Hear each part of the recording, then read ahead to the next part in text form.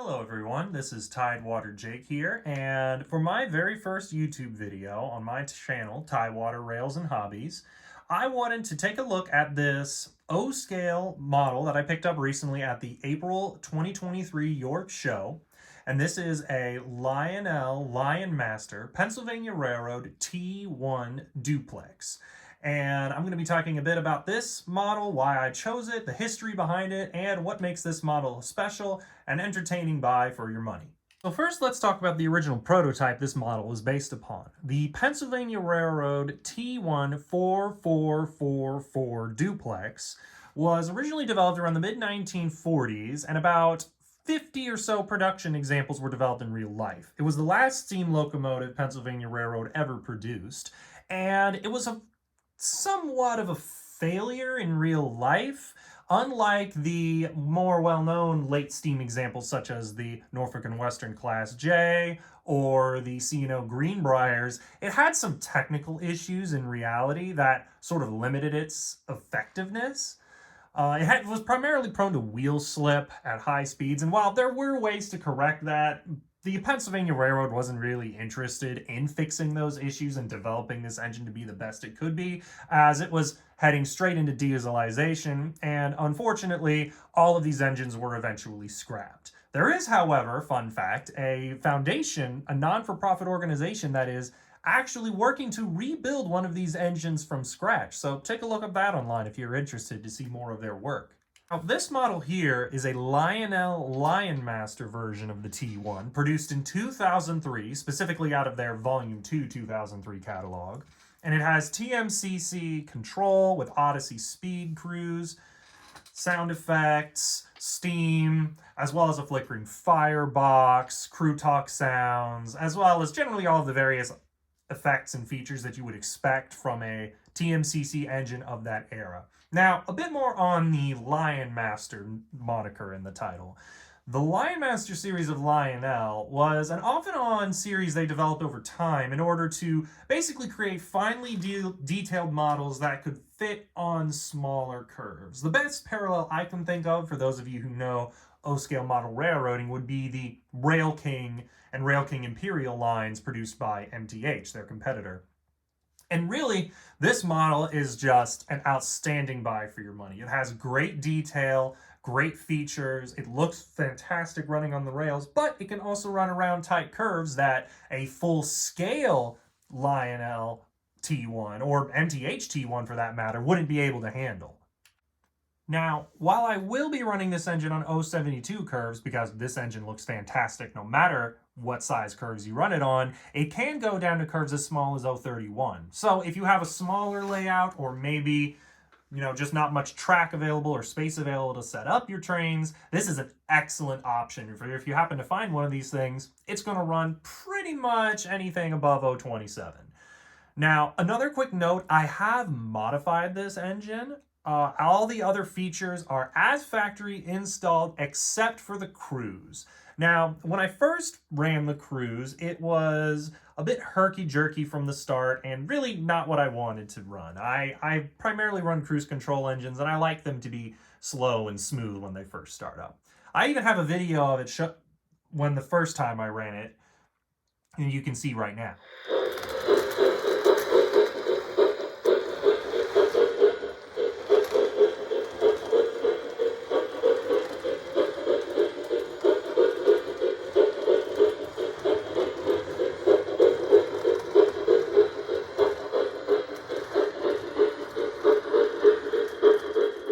Yeah, the cruise was not the best when I first got this engine, and that was really due to the fact that the magnetic ring control for the cruise system had fractured and been re-glued on, so really out of the box, this engine just wasn't performing the way I wanted to, which is fine. I got a great deal for this engine, and I was expecting it to have some issues due to its age, and the cruise is totally a fixable option because I actually installed an electric railroad Cruise M generic board into this engine. Now, I had to do some digging and research, and if you want to know the steps specifically I took to install that cruise board, or if you want to know any of the resources I used during that process, you can just leave a comment and I'll send you the links.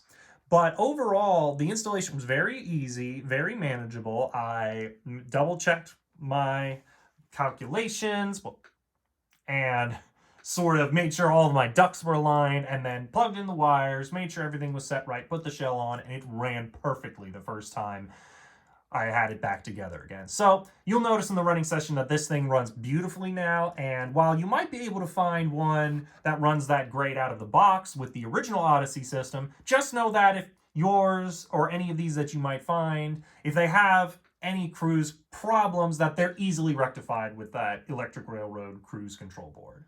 So let's take a look at what makes this engine special in terms of the model, as well as why it's such a great buy for your money if you're able to find one of these. Now, a quick note, I did buy this engine used, so while I did my best to clean up the engine and make it look great for this video, there will still be some small scratches, nicks, scuffs, bits of dust here and there. Overall, it's very minor, but if you happen to see any of those, you'll have to excuse me, as that's just the nature of the model I'm working with. Now, here on the front end, you can see they really nailed down the iconic front end of this engine here. It's got the great headlight up here, the Pennsylvania Keystone symbol down below, excellent grading up here with steps, and even an individually cast in indented handrail on the side. And even if you notice down here in front of the cow catcher, there is actually a small scale dummy coupler that is cast in as hanging down, because that's how these passenger streamlined engines would have it. They would have a coupler up front that could be bent down like this engine, or retracted into the front of the engine to make it appear more streamlined and attractive while running. So that's a nice little touch they added into this model's casting. Additionally, you can see here that it has great drives on the trucks, on each of the 4 sets of wheels, fantastic truck frame casting, as well as even a small individually legible builder's plate up here on the top. Now, here from the top, you can see how they really just continued the fantastic detailing and casting all the way down this engine. It has very few separately applied metal parts, namely this handrail here, as well as this whistle, as well as this valve over here. But really, overall, that's kind of a good thing for an engine like this, because honestly, it's meant to be durable, good running, good looking within the confines of its price range. And really, the fewer add-on details there are, the fewer things there are to break off. You'll see more details added onto the tender, but overall, this thing looks fantastic in the way they made it. You can see here they've cast in these individual bolt clips up top along the top of the boiler seam. They have a 2-hole smokestack here where the single smoke generator produces the smoke output. And a fun fact, there's actually cast in detail on the pan underneath these smoke holes, which I've never seen in any engine before, at least one that I've come into close contact with. So that's a nice touch. And going down the boiler, you see these fantastic streamlines here. You have these individual hatches here, not opening, but are still cast in great detail. Holes for the pop-off valves, the aforementioned whistle valves, and the back end of the hood is just fantastically cast in as well. Now, I've detached the tender here so you can see how nice the back end of this engine is as well. We once again have the fantastic drives on the drive wheels. I mistakenly called them trucks previously. The rear truck with the great cast-in side frames, all of this cast-in piping detail here, as well as the number. This engine does have road number specific dialogue, a small amount, but it has it, so that's a nice comparison with modern Vision-Line engines, as well as the cab windows, the front of which has individual cab quote-unquote glass within, as well as the 2 crew figures, the driver and his fireman. Now, from the back end here, you can see the 2 crew figures that are included with this engine, as well as the lovely interior cab detailing. There's some dials up here near the top, as well as this spectacular firebox, which does glow. There's the molded-in coal screw right here below with a corresponding pipe on the tender, rather. And then finally, you can see the wireless drawbar that Lionel included in this engine. Pretty advanced for 2003. Here you can see the corresponding matching side of the tender with excellently detailed coal bunker castings, as well as that other screw I mentioned, and the wireless tether receiver, that where all the data is sent from the main engine into the electronics on the tender. Looking here at the tender from the side, you can really see how great of a job they did with this paint scheme. The letters are crisp, well detailed, great color all over the engine, and they even included some nice add-on radio wire details here and here, as well as some inserted tanks on the frame. Now you can even see on the underside of these cast-in lids, the water lids where water would be added to the tender. So they really went all out on adding details to this fantastic semi-scale model. Finally, on this direct rear view here of the tender, you can see the final additional details, including this nice cast-in ladder, the continuation of the radio equipment down here to the base, these nice red marker lights, a white backup light that activates when the engine is in reverse, and some very nice additional legible builder's plate. And of course the electrocoupler on the back of the engine that you can activate with the TMCC command remote. Now, I wanted to show you the other side of the connected engine and tender for two distinct reasons. One, as you'll notice here, they actually included some different asymmetrical casting on this side of the engine. So there's some extra pipes included up here, and they're all overall in a different configuration. Pretty cool extra detail on this cast semi-scale model. The other factor I wanted to point out is the one compromise they had to make to get this engine to go on 031, aside from, of course, the fact that it's overall semi-scale, and that's the gap between this tender and engine. This is pretty large and doesn't really match the prototypical engine whatsoever. I mean, you can really see how this tender sort of wants to meet up here with this engine, but it can't because of this long coupler.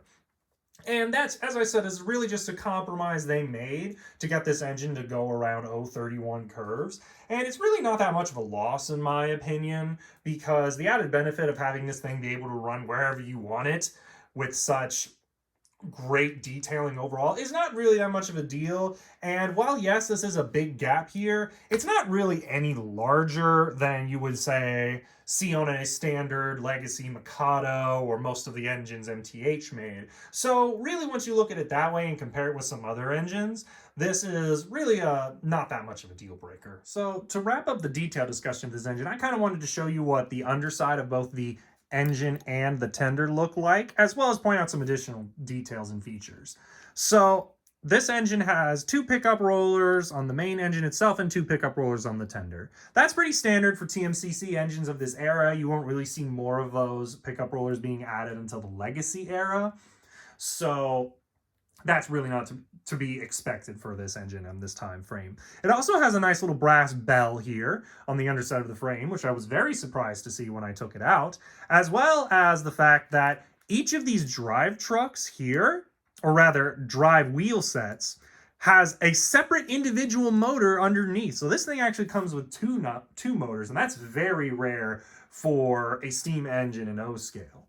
So it's also pretty good that this thing has those 2 motors because this engine weighs a ton. I'm not sure whether it's due to the way they cast it or those 2 motors or some combination of it, but this thing is just about as heavy, I would say, as a Vision Line Class A. I don't have a good scale for weighing this thing, so I can't give you precise measurements, but just know that this thing, though it's semi-scale, it's also quite heavy. Put together, too, it's about 27 inches long, so it's by no means tiny. It's just not as massive as a true O-scale 148 T1 duplex would be. Now, another final note I wanted to throw in at this point was I mentioned that they didn't start adding more pickup rollers to this engine until the Legacy era. They actually reissued this engine in the Legacy era, I believe with whistle steam, as well as the standard updated Legacy controls, additional crew talk features, still maintained road number specific dialogue. I believe PGH Train Fanatic has a video of that version on his channel. I can't speak to the various features, upsides, downsides of that engine because I don't have it, I haven't run it, but just know that there's probably a nice legacy version out there that if you find it and are willing to pay a little bit more, will give you some extra features on top of what I've shown you here today. So as you can see, this is really just a fantastically detailed model. It can run right around those nice tight curves that you might have on smaller layouts or on your floor setup, and really overall, it's a great buy for your money if you're able to find one of these at a reasonable price. I picked this one up at York for about 450 bucks, which I thought was a pretty good deal. If you're able to find one of these in perfect, brand new, never run condition, or if you're able to, say, find one with an electronic railroad cruise board installed like this one now has, I would expect you to pay probably somewhere more about the original MSRP or a little less, which was right at $700. So very affordable engines, very desirable, very heavy, so keep that in mind if you want to buy one of these and have them shipped, and overall just a great model for the price. Now, why I decided to get this model in particular, I've always kind of respected the Lionmaster line, and this engine was always sort of very appealing to me with its lines, its history, its great Art Deco look, but you see, I'm more of a Virginia model railroader, and the T1s never really had much of a presence in Virginia. In fact, really, as far as I knew, not really any of them crossed into the state. So while Pennsylvania Railroad did have track in Virginia, and there's plenty of great Pennsylvania Railroad history in this state, I was a little hesitant to pick one of these up for the past year or so because I just thought it was outside of the scope of what I really wanted to model. However, I did a little bit of digging over the past month or so and discovered that both the Norfolk and Western and the C&O Railroad borrowed one of these from Pennsylvania Railroad to test run on their lines in Virginia and see if they wanted to purchase these from the Pennsylvania Railroad to run on their passenger schemes. Now, evidently they didn't pick any of these up. They had issues with the wheel slip just like the Pennsylvania Railroad did, but these engines made it, I'm pretty sure, as far east as Clifton Forge, as well as a number of places on the Norfolk and Western line. So, turns out this has an excellent history in the state of Virginia that I'm very pleased to discover. Now, it's finally time to run this engine and see what it looks like on the rails. I have a C&O caboose and tool car that I've added directly behind the engine, as well as a reefer car and some passenger cars behind it, just to make sure that I reflect a possible test setup that they have as the C&O ran these across their rails throughout Virginia, seeing whether or not they wanted to purchase any of these. Who knows, maybe if Lionel does a future run of these, they could do a fantasy scheme based off the Norfolk or Western or C&O, which would be really awesome, and I'd love to see it. So, but anyway, here's the running session, and I hope you enjoy.